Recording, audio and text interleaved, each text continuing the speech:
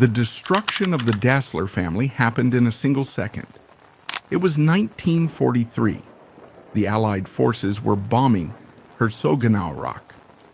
Adolf Adi Dassler and his wife scrambled down into the family's shared concrete bunker, where his brother Rudolf was already hiding in the dark, trembling with fear. Adi spat out one sentence: "The dirty bastards are back again." He was talking about the bombers, but Rudolf, paranoid and consumed by 10 years of domestic hatred, knew better.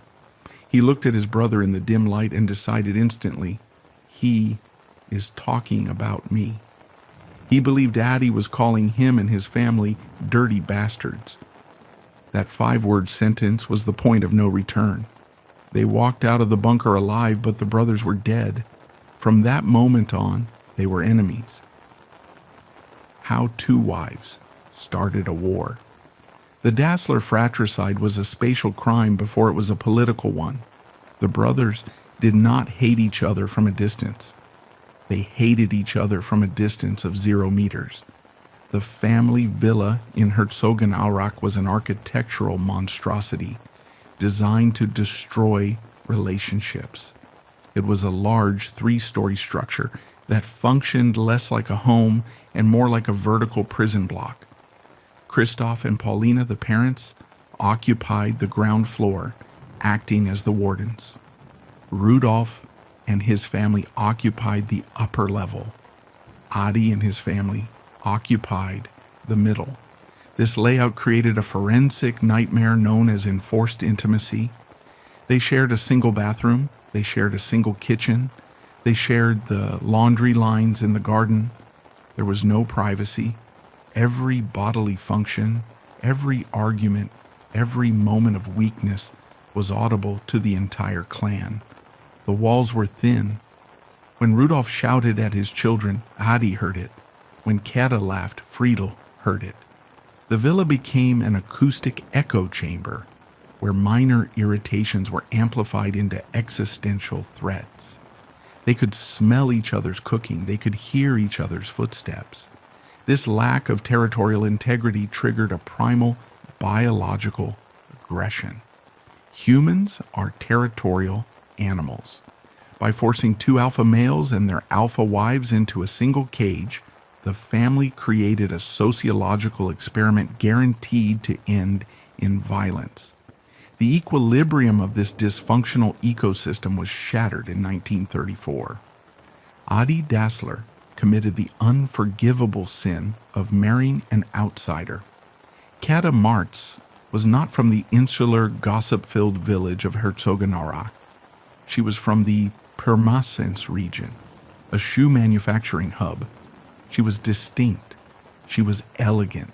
She was undeniably sharper than anyone else in the house. Kata did not enter the villa as a submissive daughter-in-law. She entered as a hostile takeover artist. She refused the role of the silent German Hausfrau.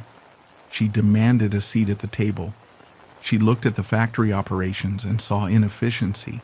She looked at Rudolf and saw a loudmouth who took credit for her husband's work. Her presence was a chemical shock to the system. Rudolf's wife, Friedel, was a local girl, quiet, traditional, and subservient. Friedel's entire identity was built on pleasing the matriarch, Paulina. Kata's identity was built on power. The conflict between the women was total. It was a war of glances, whispers, and exclusions. Kata viewed Friedel as a bovine peasant, a woman whose horizon ended at the kitchen stove. Friedel viewed Kata as an arrogant interloper, a city woman who put on airs and disrespected the family traditions. They turned the domestic sphere into a battlefield. If Friedel hung her laundry in the sun, Kata would complain it blocked the view. If Kata cooked a roast, Friedel would complain about the smell. These were not petty grievances, they were proxy wars. Each woman was fighting for the soul of her husband. Kata whispered into Adi's ear that he was being exploited. Friedel whispered into Rudolf's ear that he was being disrespected. The wives became the handlers of the 2 dogs, tightening the leashes and sharpening the teeth. Paulina Dassler, the mother, was the architect of the toxicity. In the forensic profile of the family, she exhibits the classic traits of triangulation. She did not love her sons equally. She adored Rudolf. Rudolf was extroverted, charming, and loud, a mirror of Paulina's own ambitions. She tolerated Adi. She viewed him as the worker bee, useful but uninspiring. But Paulina loathed Kata. She saw Kata's intelligence as a threat. A smart daughter-in-law is dangerous to a controlling matriarch.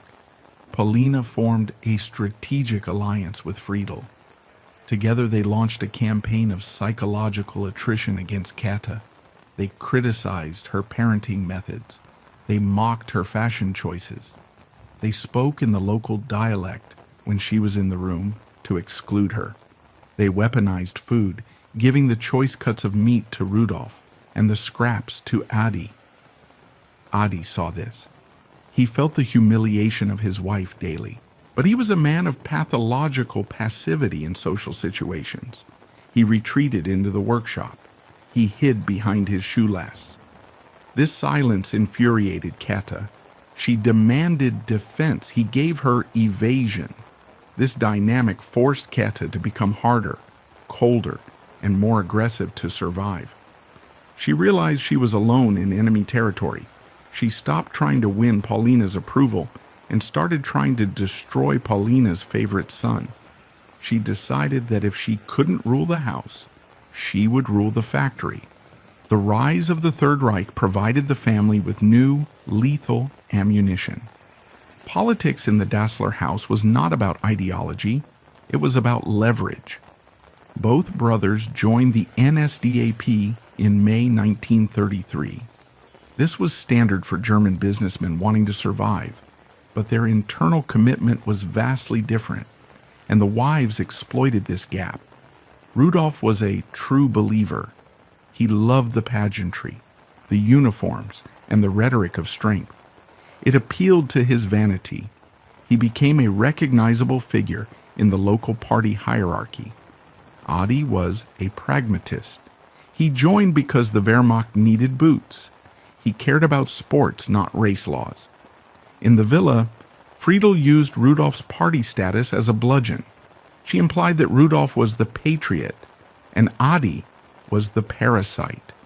In the paranoid atmosphere of Nazi Germany, this was dangerous. To be insufficiently enthusiastic about the party was to invite scrutiny from the Gestapo. Friedel and Rudolf would host local Nazi officials at the villa, drinking and laughing late into the night. Kata and Adi stayed upstairs silent. Rudolf began to view his brother's lack of political fervor as a personal insult and a potential business risk. He started to believe that Adi was soft. Kata, conversely, saw Rudolf's political posturing as a liability that would eventually destroy the company. She documented his excesses. She noted his drunk talk. She was building a mental dossier long before the Americans arrived. The swastika flag flying outside their house was not just a symbol of the state, it was a symbol of the divide between the brother who wanted to march and the brother who wanted to work. The hatred was genetic. It passed through the umbilical cord. The children, Horst and Armin, were conscripted into the war before they could walk. The villa became a segregated zone for the cousins. They were forbidden from playing together. The mothers used the children as status objects. If Kata dressed Horst in a new suit, Friedel would demand Rudolf buy Armin a better one. If Armin learned a new skill, Kata would push Horst to outdo him. The cousins were taught to view the family on the other floor not as blood relatives, but as the enemy. They learned to interpret a smile from an uncle as a trap. Horst Dassler grew up in this toxic petri dish. He watched his mother, Katha, maneuver against the combined force of Friedel and Paulina. He learned that survival meant manipulation. He learned that information was a weapon. He saw his father, Adi, bury his head in work while his mother fought the battles. This childhood formed the psychological bedrock of Horst's future career.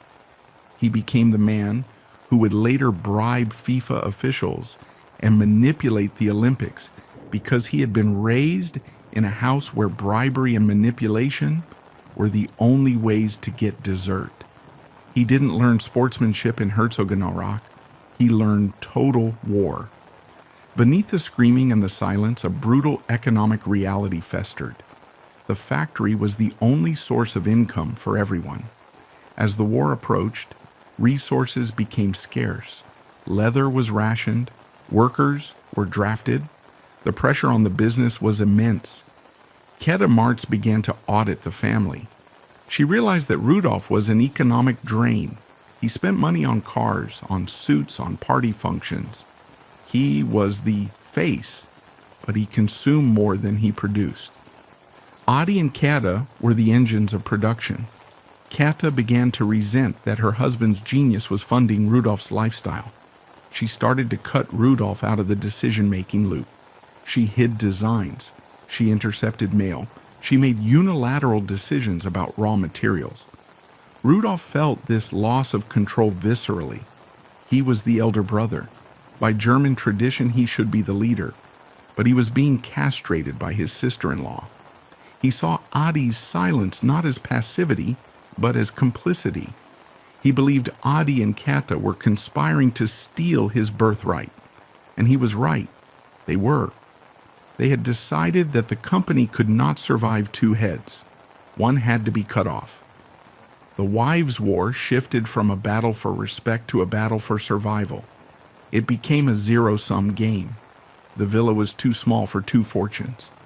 By 1943, the silence in the villa was heavier than concrete. The families passed each other on the stairs like ghosts. They ate their meals in aggressive silence. The air was thick with unexpressed violence. The boiling point, as we saw, was the bunker incident in 1943. That single sentence, "The dirty bastards are back again," did not just echo off the concrete walls, it shattered the psychological foundation of the family. Rudolf didn't hear a comment about the Royal Air Force. Conditioned by years of domestic warfare, he heard a declaration of hate from his own brother. That moment in the dark confirmed what Rudolf had long suspected. Adi wasn't just his rival, he was his enemy. He believed Adi was using the bombing raid as an opportunity to curse him. This misunderstanding was not accidental. It was the inevitable result of the environment they had built. Trust was dead. Benefit of the doubt was dead. Logic was dead. Only the wives' war remained. Rudolf swore in that bunker that he would never forgive Adi.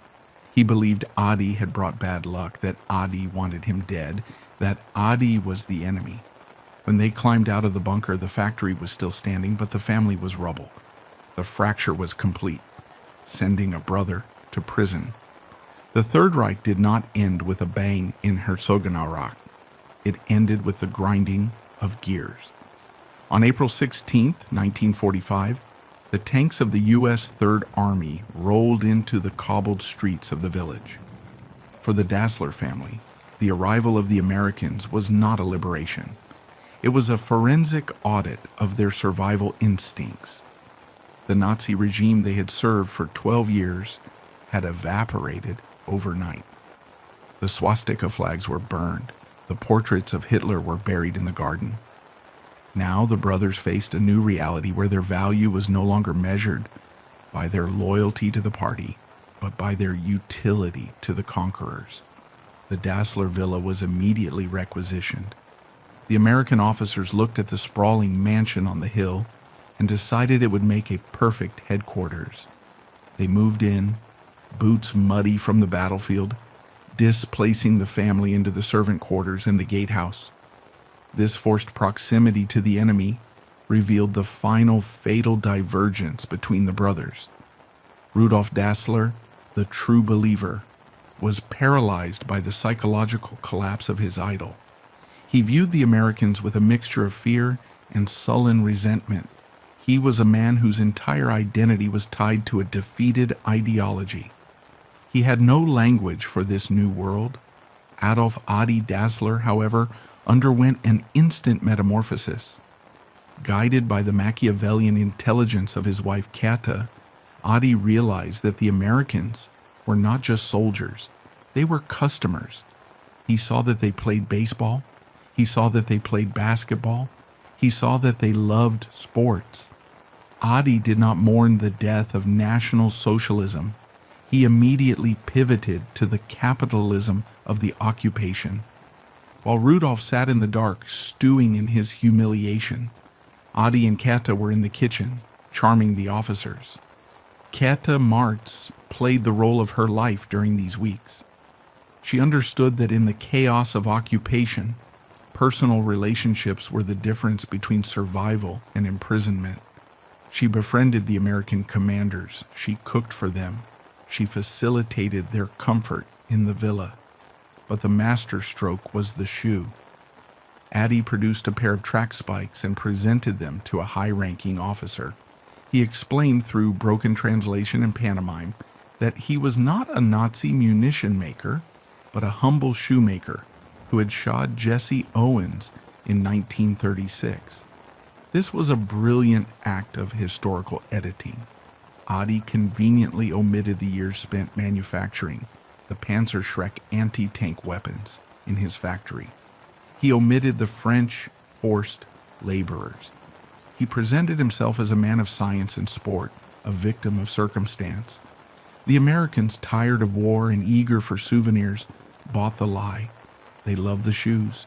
They loved the story of Jesse Owens. Adi became the shoemaker. He was useful. He could fix their boots.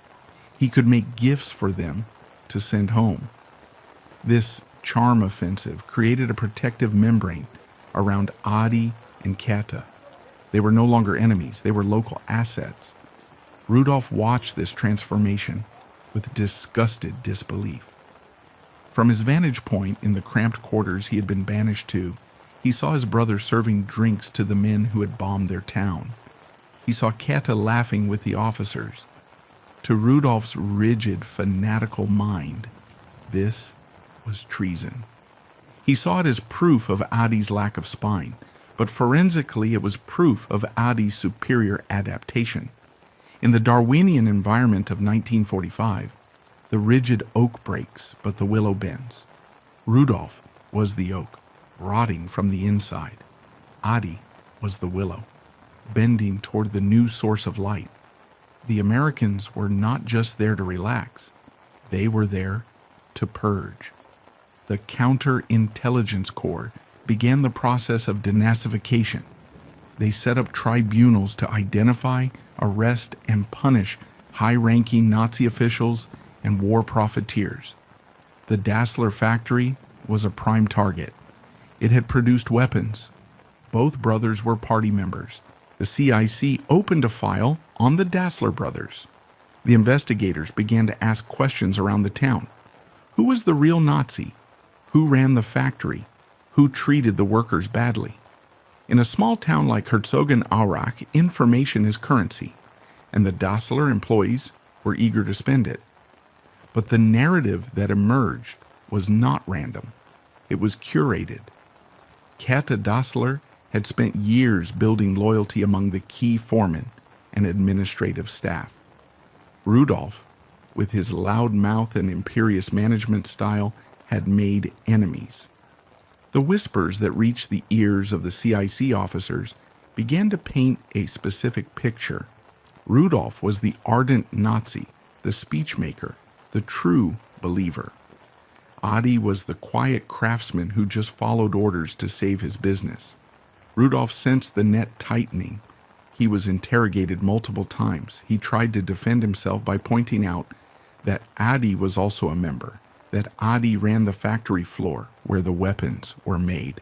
But his defense was frantic and aggressive, which only made him look more guilty to the Americans. They saw a loud, unrepentant German nationalist. When they looked at Adi, they saw a quiet, cooperative businessman. The bias was set, but the Americans needed a smoking gun. They needed a direct accusation from a credible source to justify a high-level arrest. The exact mechanism of the betrayal remains one of the dark mysteries of the dossier, but the timing is damning. In late July 1945, Rudolph was arrested by the American military police. This was not a routine questioning. They came for him with jeeps and rifles. They dragged him out of the house in front of his wife Friedel and his son Armin. He was handcuffed and thrown into the back of a truck, destined for the notorious internment camp at Hammelburg. Rudolph did not go quietly. As he was being hauled away, he looked back at the villa. He looked at the window where Adi and Keta stood watching. In that moment, the paranoia that had been born in the bunker crystallized into a certainty. Rudolph knew he hadn't been arrested solely because of his party membership. Thousands of low-level members were left alone. He was arrested because someone had provided the CIC with a specific damaging dossier. Someone had told them that Rudolph worked for the Sicherheitsdienst or the Gestapo. Someone had painted him as a security threat. There was only one person with the motive and the knowledge to construct such a lie: his brother. Adi stood at the window, impassive. He did not intervene. He did not use his newfound friendship with the officers to plead for his brother's release. He let Rudolph go. Forensically, this inaction is as incriminating as the action itself. By allowing Rudolph to be removed from the equation, Adi achieved what the Wives' War had failed to do for a decade. He secured sole control of the company. With Rudolph in a cage in Hammelburg, Adi was the undisputed king of the factory. The arrest was a hostile takeover disguised as political justice. The days following Rudolph's arrest were the quietest the villa had ever known. The loud, booming voice of the elder brother was gone. Friedel and her children were left isolated, terrified, and socially radioactive. Adi and Kata did not offer comfort. They consolidated their power. They moved to secure the factory's assets, ensuring that the American contracts for baseball boots were signed in Adi's name. This period marks the transition of the conflict from a domestic feud to a criminal conspiracy. Adi's survival strategy relied on Rudolph being the bad Nazi. If both were guilty, the factory would be confiscated. If one was the villain and the other the victim, the factory could be saved. For the victim. Adi sacrificed his brother to the denazification machine to save the family inheritance. It was a cold, calculated amputation.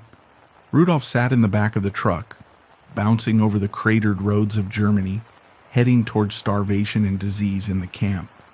He had plenty of time to think. He thought about the bunker, he thought about the insults, but mostly, he thought about the window. He realized that the war was not over. The World War had ended, but the Dassler War had just begun. He vowed that if he ever got out of Hammelburg alive, he would not just build shoes. He would build a weapon to destroy Adolf Dassler.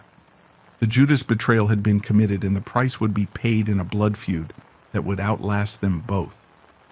Rudolf Dassler arrived at civilian internment enclosure number 29, better known as Hammelburg, stripped of his name, his dignity, and his autonomy. To the American guards, he was merely internee number 1438, a suspected high-ranking Nazi sympathizer who posed a threat to the Allied occupation. But forensically, Hammelburg was not just a prison. It was a petri dish designed to cultivate despair. The conditions were medieval. Thousands of men were crammed into barracks infested with lice, dysentery, and typhus. Rations were meager: watery cabbage soup and a slice of bread that tasted of sawdust. For a man like Rudolph, whose entire psychology was built on vanity and vitality, this environment was a specific form of torture. He was the playboy of Herzogenaurach, a man who wore tailored suits and commanded rooms with his booming voice. Now he was reduced to a skeleton in rags, shivering in the mud. He watched men die of malnutrition around him daily. He watched the once proud officers of the Wehrmacht beg for cigarettes. This rapid physical decomposition stripped away the veneer of civilization. It exposed the raw, animalistic core of the man. In the silence of the barracks, listening to the coughing of the dying, Rudolf's mind did not turn to repentance for his political sins. It turned inward, focusing on the singular cause of his misery. He did not blame Hitler. He did not blame the Americans. He blamed the man he imagined sitting in the warm kitchen of the family villa, drinking wine and counting money, Adolf Dassler. Starvation has a clarifying effect on the brain. It burns away the fog of sentimentality. As Rudolf lay on his bunk, fighting off the lice, he began to perform a forensic reconstruction of the events that led him there. He analyzed the timeline with the precision of a detective. He recalled the bunker incident of 1943. He recalled the Wives' War. But most critically, he analyzed the specific accusations the Americans had levied against him. The interrogators had accused him of working for the Sicherheitsdienst, the intelligence agency of the SS, and the Gestapo. This was a specific, highly damaging charge. It wasn't a generic accusation of being a party member. It was an accusation of being part of the terror apparatus. Rudolf knew, with absolute certainty, that he had never served in the SD. He was a loudmouth patriot, yes, but not a secret policeman. Where had this information come from? It was too detailed to be random. It implied an intimate knowledge of his movements, twisted into a malicious narrative. He realized that only someone inside the inner circle could have fabricated a lie so tailored to destroy him. The realization hit him like a physical blow. Adi, the quiet brother, the one who listened while Rudolf talked. Adi had taken Rudolf's bluster, his drunk talk about secret missions, and weaponized it into a formal denunciation. The Gestapo label was the lock on Rudolf's cage, and Adi held the key. This epiphany transformed Rudolf's hatred from a chaotic emotion into a cold, hard, strategic objective. He was no longer waiting to be released. He was waiting to testify. The Brotherhood was biologically dead. Now, it had to be legally executed. Rudolf Dassler decided to weaponize the American bureaucracy against his brother. If Adi wanted to play the game of denunciation, Rudolf would play it better. He requested meetings with the camp interrogators. He sat on the wooden stool, emaciated and trembling, and began to dictate a counter-dossier. This was the moment the Judas dynamic became reciprocal. Rudolf broke the ultimate code of the family. He opened the books on the darker side of the business. He told the Americans that they had arrested the wrong brother. He painted a portrait of Adolf Dassler not as a humble shoemaker, but as the true mastermind of the factory's war effort. He detailed how Adi had personally overseen the production of the Panzerschreck weapons. He described speeches Adi had given to the workforce, rallying them to produce more for the Führer. He mentioned the use of French forced laborers. He claimed that Adi's political passivity was a mask, a clever ruse to hide a deep fanatical commitment to the Nazi cause. This was a scorched earth strategy. Rudolf knew that if the Americans believed him, the factory would be seized, the assets liquidated, and the Dassler legacy destroyed. He was willing to burn the house down to ensure Adi burned with it. This is the logic of mutually assured destruction. Rudolf's psychological state had deteriorated to the point where he valued Adi's ruin more than his own survival. He was sending torpedoes from his sinking ship, hoping to blow a hole in the hull of the villa back home. The American intelligence officers were initially skeptical. They saw a desperate man trying to deflect blame. But Rudolf was persistent. He provided names, dates and details of production quotas. He was essentially acting as a prosecution witness against his own bloodline. The files on the Dassler brothers began to grow thicker. The CIC had to reopen the investigation into Adi. Back in Herzogenaurach, the pressure began to mount. Adi was called in for questioning again. He was confronted with Rudolph's statements. The shoemaker mask began to slip. Adi had to rely on Käthe to navigate this new minefield. They had to scramble to find witnesses, workers, neighbors, anyone who would contradict Rudolph's claims. The war was now being fought via stenographers. Every word Rudolph spoke in Hammelburg was a grenade lobbed into the living room of the villa. Rudolph's time in the camp extended to a year, 12 months of hell, while Adi was rebuilding the business, securing orders for baseball boots, and establishing himself as a pillar of the post-war community. Rudolph was rotting. This temporal disparity is crucial. Adi had a year to rewrite history. Rudolph had a year to stew in it. By the time Rudolph was finally released in July 1946, deemed not a security threat, but still a major offender facing trial, he was unrecognizable. He walked out of Hammelburg with a limp, his eyes sunken, his spirit calcified. He returned to Herzogenaurach not as a prodigal son, but as an avenging ghost. The reunion in the villa upon Rudolph's release was a scene of Gothic horror. He walked through the front door smelling of prison and hate. He saw the prosperity that had returned to the house. He saw Käthe wearing new clothes. He saw Adi sitting at the head of the table. The wives' war resumed instantly, but with a terrifying new intensity. Friedel wept at the sight of her broken husband. Käthe looked at him with cold calculation, knowing that the dangerous variable had returned to the equation. Rudolph did not scream. The time for screaming was over. He simply informed them that the denazification trial, the Spruchkammer, was coming, and he promised them that he would not hold back. He told Adi directly and without emotion that he knew about the betrayal. He knew about the phone call, and he was going to ensure that Adi lost everything just as he had.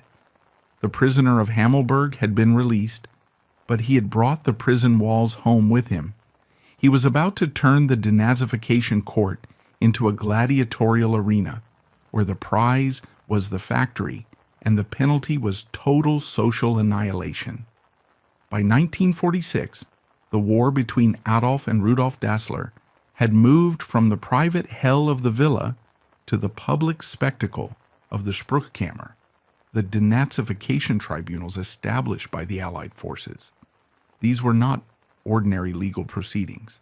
They were inquisitions designed to purge German society of National Socialism, and the penalties ranged from fines to the total confiscation of property and imprisonment. For the Dassler brothers, the tribunal was the final battleground for control of the family empire. It was a zero-sum game. If one brother could prove the other was a major offender, the accused would be stripped of his assets, leaving the survivor as the sole king of the factory. The proceedings in Herzogenaurach became a grotesque theater of fratricide. The townspeople watched in horrified fascination as the two most powerful men in the region took the stand to destroy one another. This was no longer about ideology. It was about liquidation. Rudolph, fresh from the misery of the Hammelburg camp, was the aggressor. He was a man with nothing left to lose. He unleashed a torrent of testimony against Adi, painting his brother as the secret mastermind of the factory's weaponization.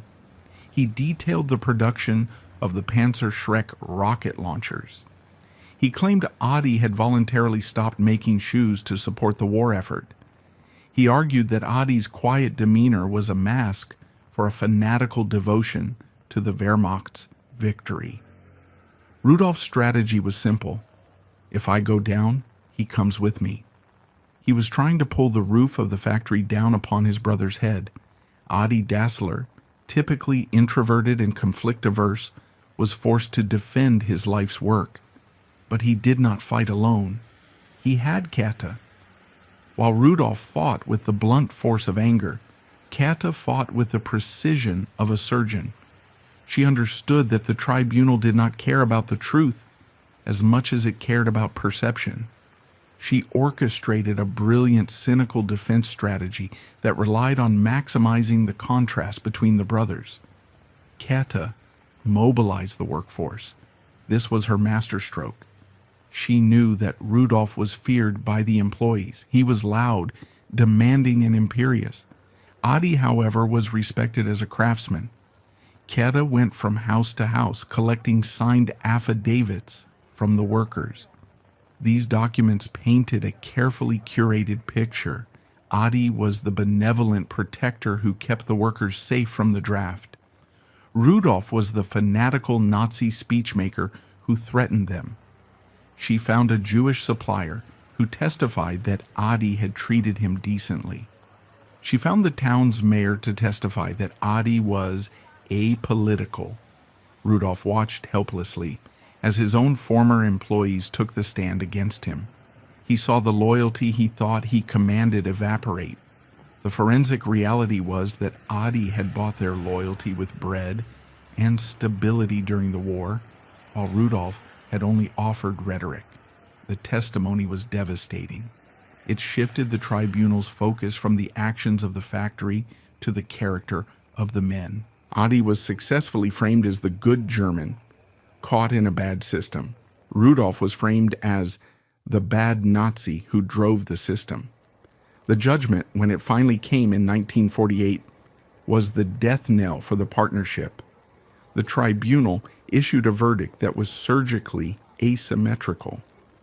Adolf Dassler was classified as a Mitläufer. This was the second lowest category of offender. It meant he was technically guilty of association, but not of active criminality. He was allowed to retain control of the business, subject to a probationary period and a fine. He walked out of the courtroom a free man, his assets intact. Rudolf Dassler was not so lucky. The weight of the testimony, and perhaps the lingering suspicion from the Judas dossier, resulted in a classification of Belastiter, though later downgraded to Minderbelasteter after exhausting appeals. But the damage was done. For those critical years of Reconstruction, Rudolf was legally marginalized. He was barred from management. He was humiliated. He had to watch as Adi, the follower, legally seized the reins of the company they had built together. To Rudolf, this verdict was proof of a cosmic injustice engineered by his sister-in-law. He believed Adi had manipulated the American judges, just as he had manipulated the family. The legal system had validated the betrayal. The verdict made continued cohabitation impossible. The air in the villa was toxic. The brothers could not breathe the same oxygen. In early 1948, the final decision was made. The company would be split. This was not a corporate restructuring, it was an amputation. They gathered the employees in the factory courtyard and gave them a choice. It was a moment of biblical loyalty testing. Choose your brother. The split fell along the forensic lines of their personalities. The craftsmen, the shoemakers, and the technicians, the people who loved the product, walked to Adi's side. The salesmen, the administrative staff, and the logistics managers, the people who loved the deal, walked to Rudolf's side. It was a cleavage of the company's soul. Adi kept the original factory by the train station. Rudolf took his loyalists and marched across the river Orak to an empty shell of a factory on the other side of town. This was the birth of the town of bent necks. The river became the Iron Curtain of Herzogenaurach.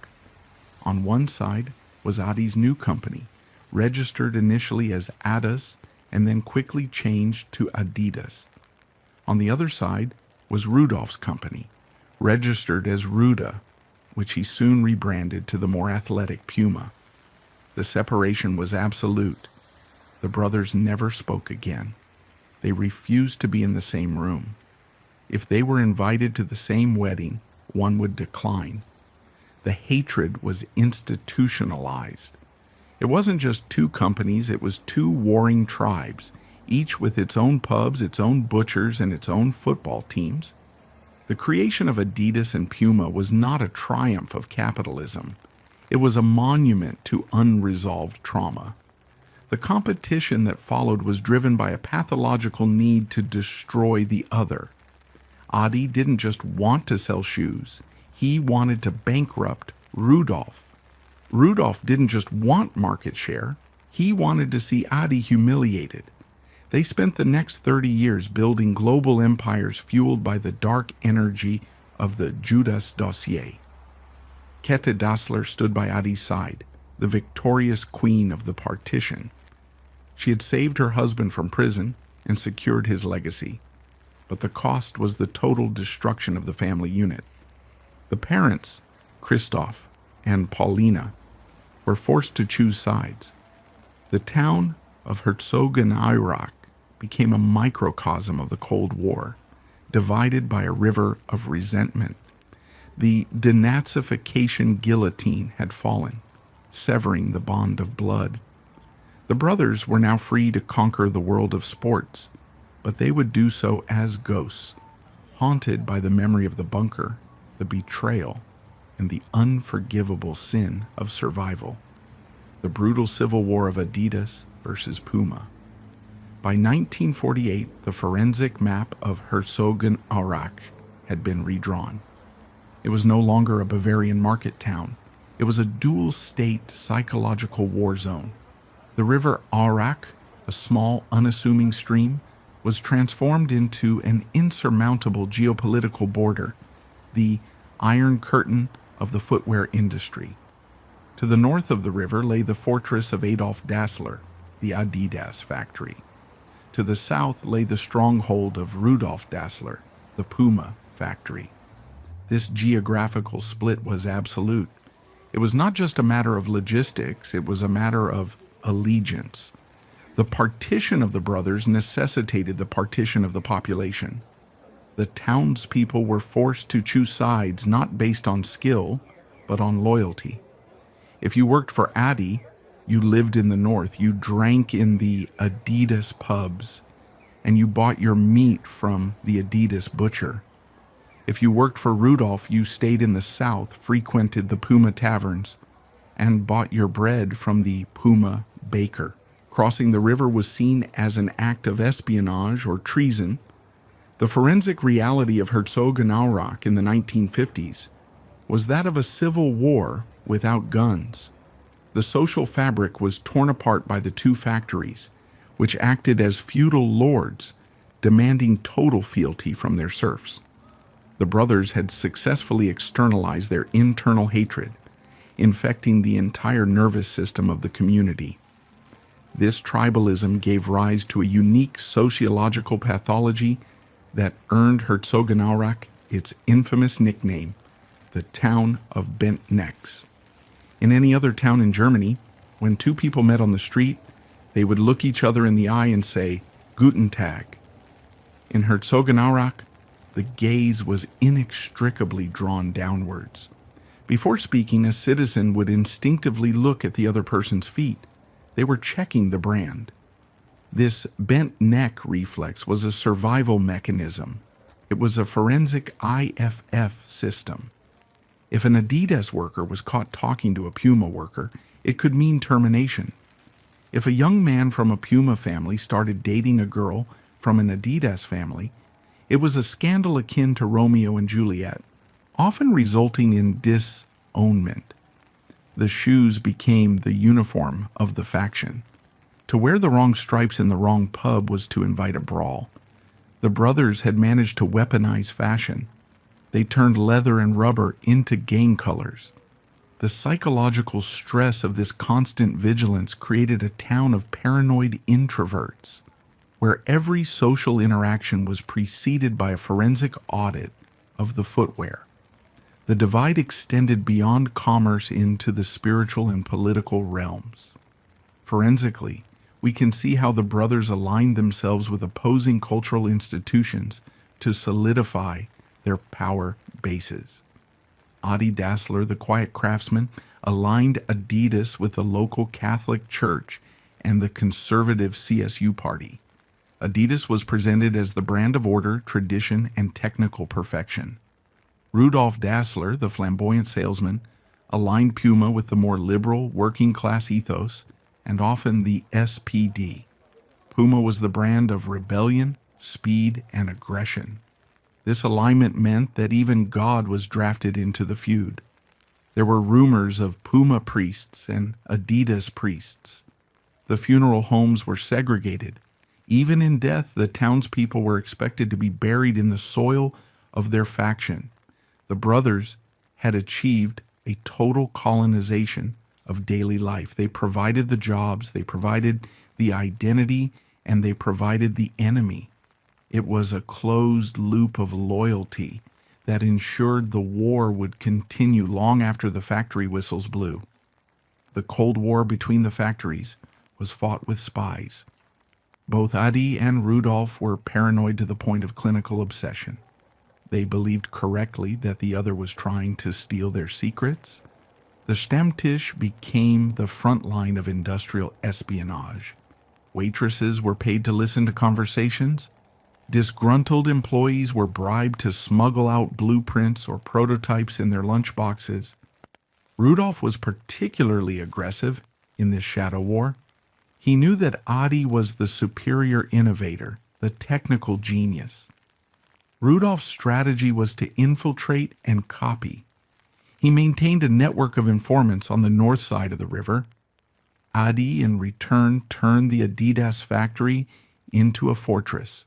He forbade his designers from writing things down, relying on memory and oral tradition to keep secrets from Rudolf.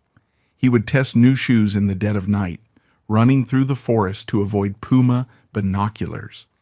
The atmosphere in the town was thick with suspicion. Every technological breakthrough, the screw-in stud, the nylon sole, was guarded like a nuclear code. The brothers were not just competing for market share, they were competing for the validation of their existence. Every patent Adi filed was a slap in Rudolf's face. Every star athlete Rudolf signed was a knife in Adi's back.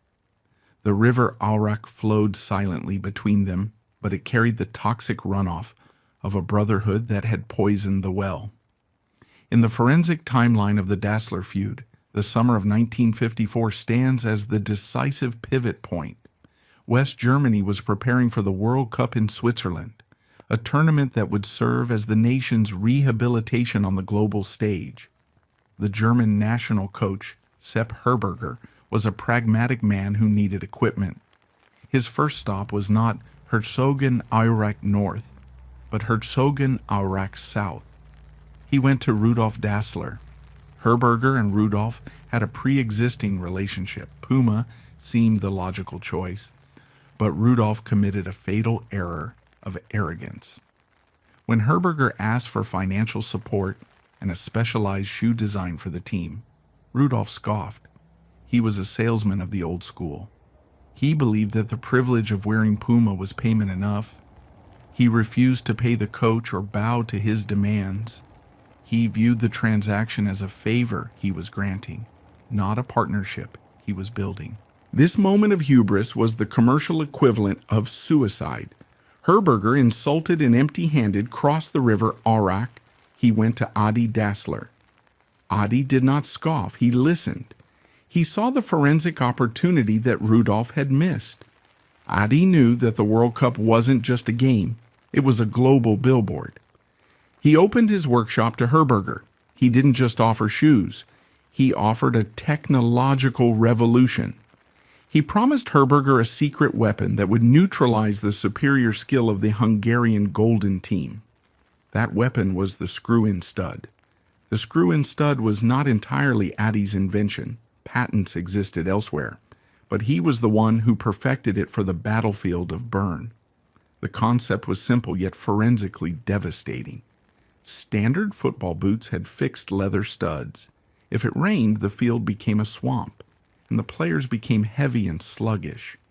Adi designed a boot with interchangeable studs. If the ground was dry, short studs. If the ground was wet, long spikes. It was adaptable traction. On the day of the final against Hungary, the skies opened up. It was Fritz Walter weather, torrential rain turning the Wankdorf Stadium into a quagmire. The Hungarian superstars, led by Ferenc Puskás, were playing in standard boots. They began to slide. Their movement was compromised by the physics of the mud. In the German locker room, Adi Dassler was on his knees, frantically screwing long metallic spikes into the boots of the German players. He was physically altering the mechanical grip of the team. When the Germans stepped onto the pitch, they had an unfair advantage. They could turn, accelerate, and stop on the slick surface while the Hungarians drifted like ice skaters. Germany won 3-2. The miracle of Bern was hailed as a triumph of the German spirit, but in the Dassler dossier, it was a triumph of the Adidas engineer over the Puma salesman. The aftermath of the match produced an image that would haunt Rudolf Dassler for the rest of his life. The photographs showed the German coach, Sepp Herberger, and the players celebrating. And right there, sitting on the bench next to the coach, was Adolf Dassler. He was not in the stands. He was in the inner sanctum. He was part of the team. The press dubbed him the nation's cobbler. For Rudolf, sitting in his villa south of the river, watching the newsreels, this was a psychological amputation. He realized that he had held the contract in his hand and thrown it away out of pride. He had allowed his introverted, inferior brother to become a national hero.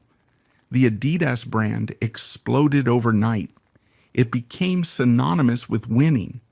Puma was relegated to the status of the other brand, the shoe of the loser. The rage Rudolf felt was not just professional jealousy. It was the realization that Adi had used Rudolf's own rejection to build an empire. Adi had won the wives' war by proxy. Kata's husband was now the most famous businessman in Germany, while Friedel's husband was just a local factory owner. This humiliation drove Rudolf into a moral abyss. He realized he could not beat Adi on engineering. He could not beat Adi on reputation. So, he decided to change the rules of the game. If he couldn't win the loyalty of the athletes with leather, he would win it with cash. This marked the birth of the Schmiergeld era in sports marketing. Rudolf began to aggressively bribe athletes to wear Puma. Before this, amateurism laws strictly forbade paying players. Rudolf ignored the laws. He sent men with envelopes full of Deutsche Marks to locker rooms. He paid sprinters to wear Puma in the warm-up and then switched to Adidas for the race, creating chaos. He paid Armin Harry, the German sprinter, to betray Adidas. Harry famously wore Pumas in the 100-meter final at the 1960 Olympics, won gold but then laced up Adidas for the medal ceremony, hoping to get paid by both. Adi was furious and banned Harry. Rudolf didn't care about honor. He cared about visibility. The miracle of Bern had hardened Adi's reputation as the saint of sport, which forced Rudolf to become the sinner. To survive the dominance of Adidas, Puma had to become a guerrilla organization, fighting with dirty money and shadow contracts. The town of Herzogenaurach became the epicenter of a global corruption ring. The brothers were no longer just making shoes, they were buying souls. The rivalry had escalated from a manufacturing dispute to a cold war of bribery, where athletes were treated like mercenaries to be auctioned off to the highest bidder. By the late 1960s, the financial attrition of the Dassler feud had reached unsustainable levels. The brothers were engaged in a bidding war that was bleeding both companies dry.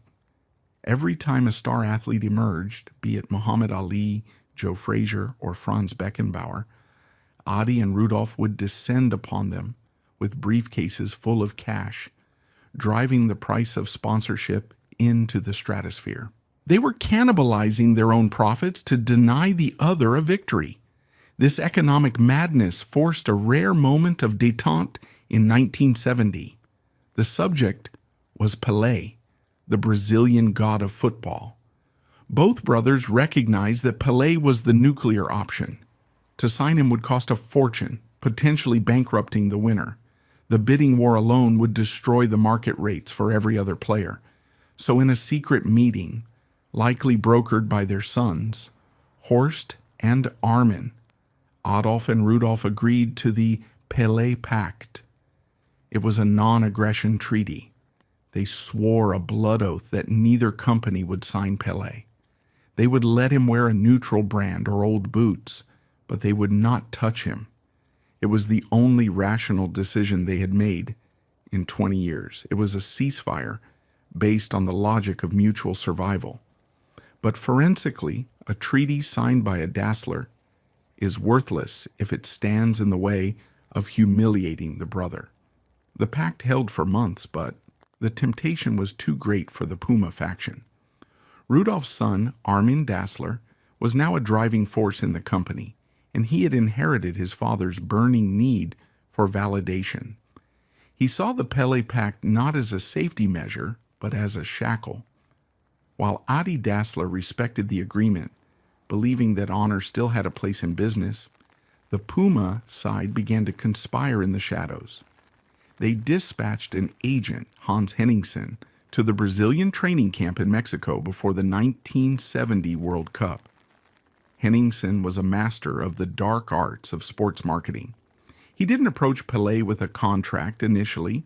He approached him with friendship. He slowly poisoned Pelé against Adidas, implying that the lack of an offer was an insult to his greatness. Then, at the critical moment, Armin Dassler authorized the strike. He shattered the pact. He offered Pelé $120,000 to wear the Puma King boot. But the money came with a specific instruction. They didn't just want him to wear the shoes, they wanted him to weaponize them. They choreographed a moment of marketing theater that would go down in history as the most expensive shoelace tie of all time. The betrayal was executed on live global television. It was the quarterfinal match between Brazil and Peru. The referee blew the whistle for kickoff. The eyes of the world were on the center circle. Pelé, the greatest player on earth, suddenly signaled to the referee. He stopped the game. He knelt down. He had forgotten to tie his shoelaces. The cameras, hungry for every movement of the king, zoomed in. For several agonizing seconds, the screens of millions of viewers were filled with a close-up of Pelé's hands lacing up a pair of boots. The glorious white form strip of Puma was unmistakable against the black leather. It was a commercial ambush of unprecedented audacity. The world saw Puma. Adi Dassler, watching from his home in Herzogenaurach, saw a knife in his heart. He instantly recognized the tactic. It was not an accident. It was a script. Rudolph had broken the pact. He had lied to Adi's face, or at least allowed his son to do the dirty work. The $1,000,000 pause was the final nail in the coffin of their humanity. The fallout from the Pelé betrayal was absolute. Adi Dassler never spoke to Rudolph again, not even through intermediaries. The bridge was burned, and the ashes were salted. But the most significant forensic consequence was the radicalization of the next generation. Horst Dassler, Adi's son, watched the Pelé incident with a cold, terrifying clarity. He realized that his father's code of ethics was a liability. He saw that Rudolph and Armin had won the PR battle by cheating. Horst decided that he would not make the same mistake. He would not just cheat, he would rewrite the rules of corruption. The Pelé Pact betrayal taught Horst that individual athletes were unreliable mercenaries. To truly control the game, you had to own the organizations. You had to own FIFA. You had to own the IOC. The breach of the pact marked the end of the Shoemakers' War and the beginning of the Marketing War. The feud passed from the fathers to the sons. Adi and Rudolf retreated into their villas, dying men consumed by the past, while Horst and Armin stepped onto the global stage, ready to turn the Olympics into a marketplace of bribes and kickbacks. The town of bent necks had produced a generation of monsters who viewed sport not as play, but as a mechanism for revenge, the tragic end of the dynasty. By the autumn of 1974, the biological clock of Rudolf Dassler was winding down, keeping pace with the disintegration of the family bond. The diagnosis was lung cancer, a brutally efficient killer that strikes at the breath itself. Forensically, one could argue that Rudolf had been suffocating for decades, his lungs constricted by the smoke of his own rage and the claustrophobic atmosphere of Herzogenaurach. He lay in a sterile hospital room, a shadow of the bombastic, athletic Puma King who had once charmed Nazi officers and American GIs alike. The cancer had metastasized, spreading through his body with the same aggressive speed that he had tried to apply to his business empire. But as the physical systems failed, the psychological architecture remained rigidly intact. Rudolf was dying as he had lived, in opposition to his brother. For 30 years, his entire existence had been defined by the man across the river. Every shoe he sold, every athlete he bribed, every factory expansion was a kinetic response to Adolf Dassler. Now, facing the terminal silence of the grave, Rudolf found himself in a crisis of legacy. He had built a global brand, yes, but he had lost the war of the bloodline. The miracle of Bern belonged to Adi. The technical reputation belonged to Adi. Rudolf was the salesman, the other brother, the Cain to Adi's Abel. In the quiet delirium of morphine and oxygen deprivation, the walls of his pride began to crack. He reportedly expressed a desire, faint perhaps, but present, to close the circle. He wanted to see the man he had shared a womb with. He wanted to see the man he had shared a bunker with. The intervention came from the spiritual authority of the town. The local priest, aware of the scandal that had poisoned his parish for a generation, decided to make one final attempt at an exorcism of hatred. He visited the bedside of the dying Rudolf. He heard the confession of a man burdened by decades of Schmiergeld and fratricidal warfare. Then the priest crossed the river Orach. He went to the Adidas villa, the fortress where Adi Dassler lived in secluded paranoid luxury.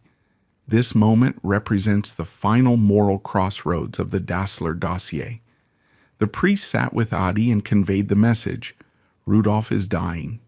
The end is a matter of hours, not days. He asks for you. This was the opportunity for the Hollywood ending, the tearful reconciliation that redeems a lifetime of sin. The town held its breath, waiting to see if the Mercedes of the Adidas patriarch would cross the bridge to the hospital. But the town underestimated the calcification of Adi Dassler's heart. The Judas dossier of 1945, the memory of Rudolf's testimony in the prison camp, the letters to the Americans, the attempt to strip Adi of his factory, was not a memory to Adi. It was a scar tissue that had hardened into bone. Adi listened to the priest. He sat in his chair, likely looking out at the factory that Rudolf had tried to destroy. And then he delivered his verdict. He refused. He would not go. He told the priest that the betrayal was too deep, the wounds too old. He argued that a deathbed visit would be hypocrisy, a performance for the public rather than a genuine act of forgiveness. Psychologically, this refusal was an act of extreme emotional violence. To deny a dying man his final wish is to sentence him to die alone. Adi chose to let his brother expire without the comfort of absolution. He chose to let the feud outlive the flesh. Rudolf Dassler died on October 27, 1974. He died with his wife Friedel and his son Armin by his side, but the chair for his brother remained empty. The news of his death rippled through Herzogenaurach like a tremor. The Puma side of the town went into mourning. The flags at the southern factory were lowered to half-mast, but all eyes turned north. How would the Adidas side respond? Adi's response was a masterclass in passive-aggressive formality. He did not issue a public eulogy. He did not close the Adidas factory for a day of remembrance. Instead, he sent a wreath. It was a large, expensive arrangement of flowers delivered to the funeral home, but the card attached to it was devastating in its brevity. It did not say, "To my beloved brother." It did not say, "Rest in peace." It contained a generic message of condolence, unsigned by the affectionate nickname Adi, but rather signed with the formal, distant title of the family. Even more chilling was the directive issued to the Adidas staff. While no official memo exists, the oral history of the town of Bent Necks confirms that there was a de facto prohibition on attending the funeral. Adi made it clear that loyalty to Adidas meant ignoring the death of the Puma founder. The funeral of Rudolf Dassler was a segregated event. The mourners were exclusively Puma employees, Rudolf's family, and the faction of the town that lived south of the river. The Adidas employees stayed at their machines. The noise of the stitching and the presses continued without a pause. Adi had decided that the death of his brother was not significant enough to interrupt the production of a single shoe. Why did he do it? Forensic psychology suggests that for Adi Dassler, forgiveness equated to weakness. He was a man of systems, of mechanics, of precise engineering. In his world, a broken part is replaced, not repaired. Rudolf had broken the family unit in 1945. He had become a defective component. To forgive him would be to validate the betrayal. Furthermore, the wives' war was still active. Katha Dassler was still alive, still whispering in Adi's ear, still reminding him of the insults Friedel had hurled in the shared villa 40 years ago. The women had not forgiven, so the men could not forgive. The refusal to attend the funeral was the final victory of the Judas dossier. Adi proved that he was the stronger brother because he was the colder brother. He could withstand the sentimental pressure of death. He could look at the coffin of the man he played with as a child and feel nothing but the satisfaction of survival. But this victory came at a terrible cost. It solidified the social necrosis of the family. It taught the next generation, Horst and Armin, that business transcends blood. It taught them that in the Dassler family, you do not mourn your enemies. You simply outlive them. In the 4 years that followed Rudolf's death, Adi Dassler lived as the sole monarch of Herzogenaurach. But reports from the Adidas villa describe a man increasingly withdrawn. He stopped going to the factory floor as often. He spent hours watching sports on television, analyzing the shoes of the athletes, looking for the form strip of Puma. Even with Rudolf dead, Adi was still competing with him. He was haunted by the ghost across the river. The death of Rudolf did not bring peace, it brought a vacuum. Without his antagonist, Adi lost his definition. The friction that had sharpened his genius was gone. He was like a boxer shadow boxing in an empty ring. The unsent letter, the words of reconciliation that were never spoken, hung over the town like a heavy fog. The townspeople continued to look down at their shoes, continued to segregate in the pubs, continued to honor the hatred of two men who were now separated by the ultimate border. Adi had won the war, but he was left alone in the ruins of the victory. presiding over an empire of leather and rubber that was built on the grave of his own brother. Adolf Adi Dassler survived his brother by 4 years, a period that forensic historians describe not as a victory lap, but as a slow, obsessive decomposition of purpose. Without Rudolf to fight, Adi turned his compulsion inward.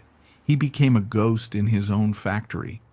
He was 77 years old, his body failing, yet he was still consumed by the minutiae of the shoe. He would wander the production lines of Herzogenaurach North, picking up unfinished boots, feeling the leather, criticizing the stitching. He was looking for flaws that only he could see. He was trying to perfect a product that had already conquered the world, driven by a fear that somewhere across the river, the ghost of Rudolf was plotting a comeback. On September 6, 1978, the heart of the nation's cobbler finally stopped. The official cause was heart failure, a mechanical breakdown of the pump.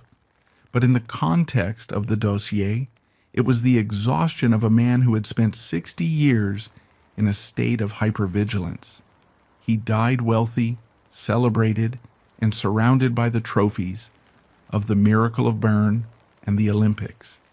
Yet his death was marked by the same profound isolation that defined his life. He had driven away his brother. He had alienated his sister-in-law. His own son, Horst, was already plotting to dismantle his legacy for profit. Adi died as the king of Adidas, but he died in a fortress of silence, the drawbridge raised against a world he no longer trusted. The final act of the Dassler War was not played out in the boardroom or on the football pitch, but in the municipal cemetery of Herzogenaurach. The burial of Adi Dassler presented a logistical crisis for the town. The cemetery is a finite space, a shared garden of the dead. But the geometry of hate required that the partition of the brothers be maintained even in decomposition. The Dassler family, specifically Kada and the heirs, issued strict instructions regarding the plot. Adi was not to be buried near his parents, Christoph and Paulina, because they were buried near Rudolf. The matriarch had chosen her favorite son, even in death, lying in the soil of the Puma faction. Adi Dassler was buried at the absolute opposite end of the cemetery from Rudolf. The distance between the two graves is the maximum physical separation possible within the perimeter of the walls. It is a forensic statement carved in granite. If you stand at Rudolf's grave, you cannot see Adi's. If you stand at Adi's, you cannot see Rudolf's. They are separated by hundreds of other corpses, by rows of trees, and by a silence that is louder than any shout. The layout of the cemetery was designed to ensure that their souls would never intersect. It is a spatial manifestation of the unsent letter. Even as they rot, they have their backs turned to one another. In the years that followed, the graves became a macabre tourist attraction. Visitors to Herzogenaurach do not come to see the factories. They come to see the hate. They walk the path from one headstone to the other, pacing out the grudge. Adi's grave is adorned with a statue of him holding a shoe, the monk of the last, forever examining his work. Rudolf's grave is simpler, bolder, reflecting the Puma king. This necropolis of feud serves as a permanent scar on the landscape of the town. It prevents healing. For decades, the townspeople continued the ritual of the bent necks, even at funerals. If a Puma worker died, the Adidas workers would not attend, and vice versa. The cemetery became a segregated zone, a mirror of the divided pubs and butcher shops. The brothers had successfully colonized the afterlife. They had turned the neutral ground of death into a partisan battlefield. The soil of Herzogenaurach is chemically identical in every plot, but in the minds of the locals, the earth covering Adi is Adidas territory, and the earth covering Rudolf is Puma territory. With both founders dead, one might have expected the town of Bent Necks to relax. But hatred has a half-life longer than uranium. The feud had become fossilized. It was no longer about Adi and Rudolph. It was about identity. The employees of Adidas and Puma had spent 30 years defining themselves in opposition to the other. They couldn't simply stop hating because the generals had died. The war had become culture. The geometry of hate extended into the corporate structures. The executives who took over, the gray suits who replaced the visionaries, maintained the rivalry not out of passion, but out of policy. They taught the new recruits the legend of the betrayal. They pointed to the cemetery and told the story of the Judas dossier. The graves served as totems, reminding every employee that the company across the river was not a competitor, but an enemy. The physical distance between the corpses ensured that the psychological distance between the living remained absolute. Adi and Rudolph were dead, but they had left behind a perpetual motion machine of animosity, fueled by the geography of their burial and the silence of the river that still ran between them. If Adolf Dassler was the engineer and Rudolf Dassler was the salesman, then Horst Dassler, Adi's son, was the Prince of Darkness. Born in the crossfire of the Wives' War, Horst was a genetic mutation of the feud. He did not inherit his father's love for leather. He inherited his mother's love for power. He viewed the shoe not as a product, but as a key that unlocked the doors of influence. While Adi was busy perfecting the screw-in stud, Horst was busy perfecting the bribe. In the 1970s and 80s, Horst Dassler established a parallel empire that would eventually overshadow the factory itself. He founded a company called ISL. On paper, it was a marketing firm. Forensically, it was a global money laundering operation for the purchase of sports officials. Horst realized that owning the athletes was inefficient. It was smarter to own the federations. He aggressively courted João Havelange of FIFA and Juan Antonio Samaranch of the IOC. He bought the rights to the World Cup and the Olympics, turning them into corporate billboards for Adidas and Coca-Cola. Horst Dassler invented the modern architecture of sports corruption. He operated in the shadows, a workaholic who slept 4 hours a night and kept a black book of secrets on every powerful man in sports. He was the ultimate product of the Dassler dysfunction, a man who trusted no one, manipulated everyone, and believed that loyalty was a commodity to be bought. Horst's dominance was total, but his biology was fragile. The Dassler curse, the tendency for the men of the family to work themselves into an early grave, struck with vicious timing. In 1987, at the peak of his power, Horst Dassler was diagnosed with cancer. It began in his eyes and metastasized to his stomach. He was 51 years old. His death was the forensic tipping point for the family empire. Horst had centralized all power in his own hands. He had built a labyrinthine system of contracts and alliances that only he understood. When he died on April 9, 1987, the brain of the company was lobotomized.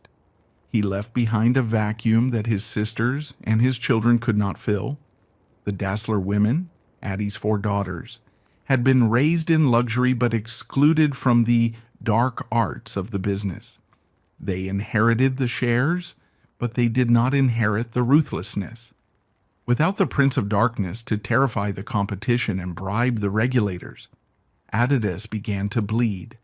Nike and Reebok were rising in the West, nimble predators tearing chunks out of the German giant.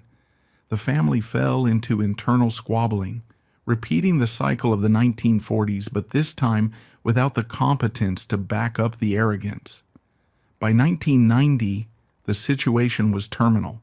The company was losing money. The town of Bent Necks was in panic. The heirs of Adolf Dassler, the daughters and grandchildren, made the decision that would have made Adi turn in his grave. They decided to cash out. They did not sell to a German industrialist. They did not sell to a sports rival. They sold the entire legacy to Bernard Tapie, a flamboyant French businessman, politician, and convicted fixer. The transaction was the ultimate liquidation of the Dassler soul.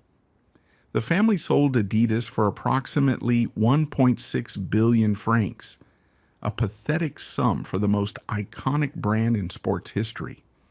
In reality, this was not a sale, it was a looting. The family took the money and ran, abandoning the factory, the workers, and the town that had bled for them for 70 years. They retreated into the anonymity of their trust funds, washing their hands of the leather and the glue. The Puma side of the family followed a similar trajectory, eventually selling their stake to a Swiss conglomerate. Within a few short years, the Dassler family had been completely purged from the footwear industry. The name Dassler ceased to be a corporate power and became merely a historical footnote. The brothers Adolf and Rudolf Dassler spent their entire lives trying to destroy each other. In the end, they succeeded, but the collateral damage was their own legacy. They built two global empires, but they destroyed the family unit in the process. They turned a brother into an enemy, a wife into a conspirator, and a son into a bagman. The town of Herzogenaurach today is reunited. The bent necks have straightened. You can wear Pumas in an Adidas pub without fear of a brawl. The river Aurach flows quietly past the headquarters of two multinational corporations that are now owned by faceless shareholders and run by professional CEOs. But if you walk to the cemetery, the geometry of hate remains. The graves are still separated. The silence between the brothers is still absolute. They lie in the ground, stubborn to the end, permanent monuments to the terrifying power of human resentment. They proved that hate is a more powerful fuel than love, but it burns the engine out before the race is won. The shoes conquered the world, but the family lost its soul in the bunker of 1943.